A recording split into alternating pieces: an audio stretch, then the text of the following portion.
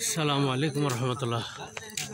প্রিয় দর্শক, আমরা মহামায়া লেক উপভোগ করে এখন বের হয়ে যাচ্ছি।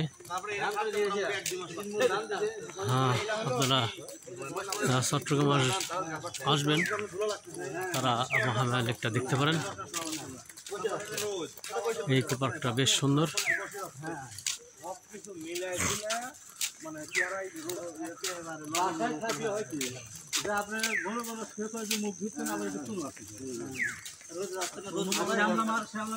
আমাদের ট্রেকিংটা শেষ, আমরা এখন বের হয়ে যাচ্ছি।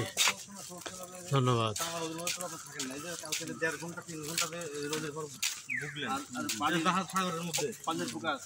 পানি তো লবণ পানি তো টান আছে, কিন্তু পানি এমনিতেই খুব গরম, ওই জন্য লবণ পানিতে নামলে গায়ে ঠান্ডা লাগে। আমাদের কিন্তু ডাব পাইলে কিন্তু ডাব খেতে ভালো লাগে। হ্যাঁ, রাইট। যদি ঠান্ডা লাগে তারপর আরে না, ঠান্ডা কিছু মনে হয় দুধে মারি দেন, ঠিক আছে।